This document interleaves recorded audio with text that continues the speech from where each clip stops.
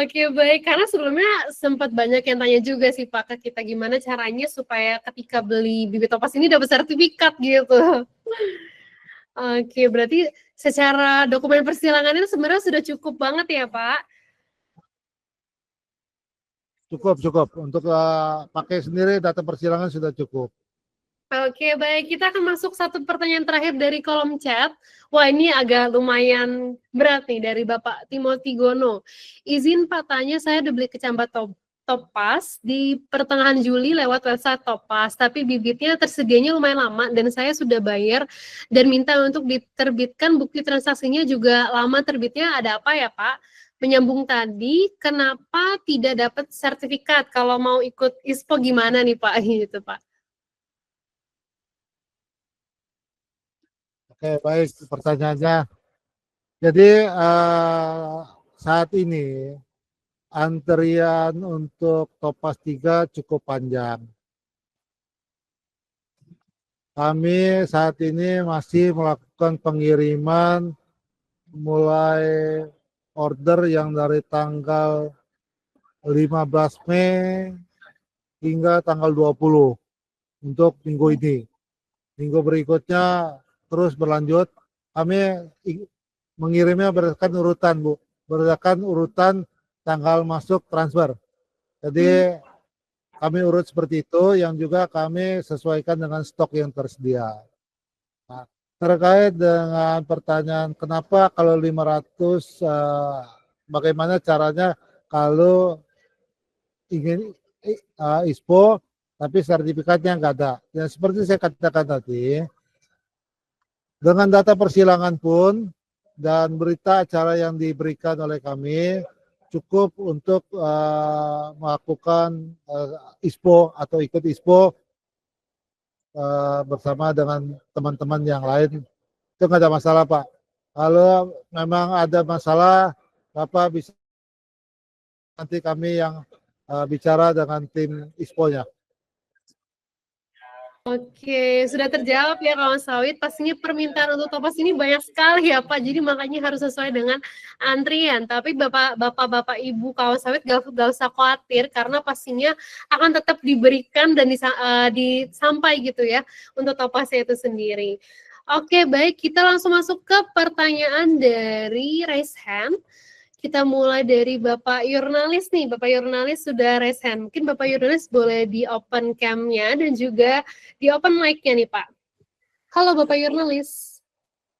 Oke. Halo, selamat sore, selamat sore narasumber, selamat sore kawan sawit semuanya. Assalamualaikum warahmatullahi wabarakatuh.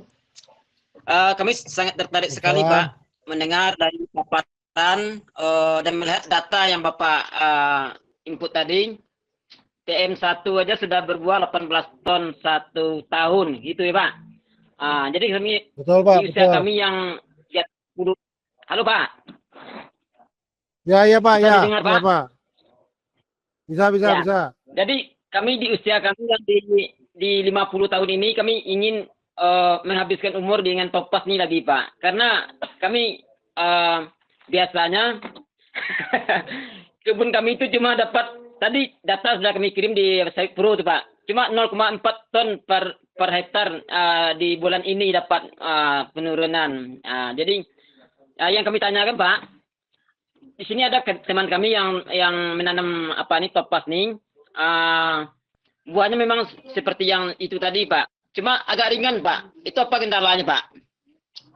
Nggak ringan. Kalau di sawit biasa PPKS biasanya dapat 1 ton 800 satu ranger tuh. Kalau itu 1 ton 300 Pak. Cuma dia tidak kastrasi sebelumnya gitu. Sudah itu bagaimana cara kami mendapatkan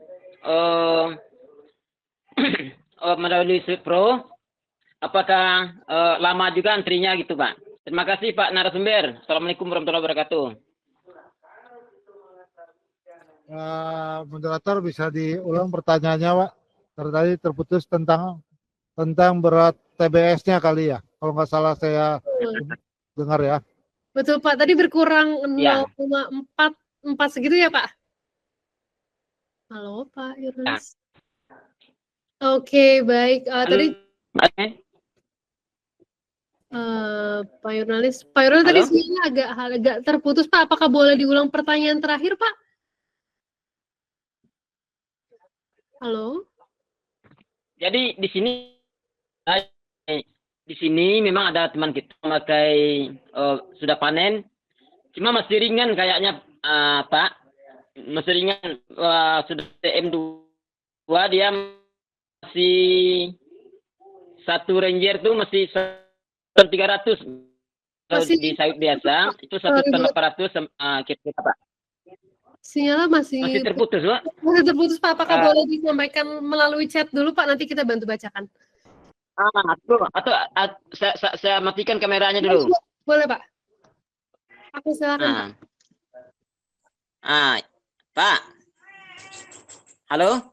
Sudah, Pak. Sudah masuk, Pak. Ya. Nah, jadi di sini ada teman kita yang menanam topas, tapi bibitnya dari mana? Katanya dari Pekanbaru didapat, Pak.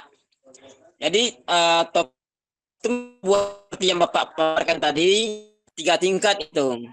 Cuma beratnya aja yang masih kurang, Pak. Di TM1-nya belum mencapai itu tadi. Karena dia tidak kastrasi sebelumnya kayaknya gitu. Apakah perlu dikastrasi dulu? Apa ini topas ini apa langsung aja Pak gitu? Oke, baik. Ah. Baik Pak. Nah, jadi memang seperti saya sampaikan tadi Pak, bahwa kastrasi ini adalah sangat penting dilakukan karena apa Pak? Karena ibaratnya saya menggunakan perumpamaan Pak ya. Mohon maaf kalau agak menyimpang sedikit. Pohon sawit ini Pak sama seperti kita ibaratkan adalah anak gadis yang baru berumur 12 tahun. Jadi kalau umur 12 tahun itu tentunya kan sudah bisa hamil tapi belum layak hamil. Ya kan? Dia sudah melakukan data bulan tapi belum layak hamil, Pak. Kenapa? Karena tubuhnya belum kuat. Nah, demikian juga dengan sawit, Pak. Dengan sawit ini juga sama, Pak. Dia umur awal time 1 sebelum umur 20 bulan, 15 bulan itu kita harus lakukan kastrasi, Pak, supaya pohonnya batangnya itu kuat, Pak. Jadi pada saatnya nanti umur TM1, pada saat TM1, TM2 itu Pak tubuhnya sudah kuat, Pak. Nah, itu akan kalau tidak dilakukan kastrasi, maka akan berpengaruh terhadap buahnya. Buahnya bisa ringan, bisa juga kecil. Nah, itulah efek daripada tidak dilakukan kastrasi secara regular. Minimal sebelum TM1 itu dapat dilakukan kastrasi minimal 5 kali. Dilakukan kastrasi sampai dia benar-benar TM, Pak. Begitu, Pak. Terima kasih, Pak. Oke. Kurangannya, Pak. Berarti akan kami coba lebih baik di 10 hektar, Pak. Terima kasih, Pak. Atas. Gimana, Pak? Tadi suaranya nggak clear, Pak. Oke, silakan lanjut. Oke, baik. Terima kasih. Ya, silakan. Terima kasih, Pak. Sudah. Oke, baik, Pak. Terima kasih, Pak. Terima kasih, Pak. Oke, kalau Bu, jadi Pak, kalau ada hal yang kurang jelas, Bapak bisa cek aja ke hotline kami menanyakan tentang apa yang harus dilakukan.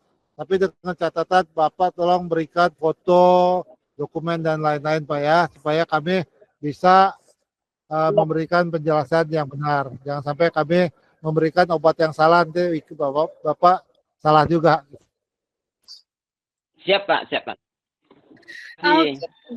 Ya, silakan lanjutin.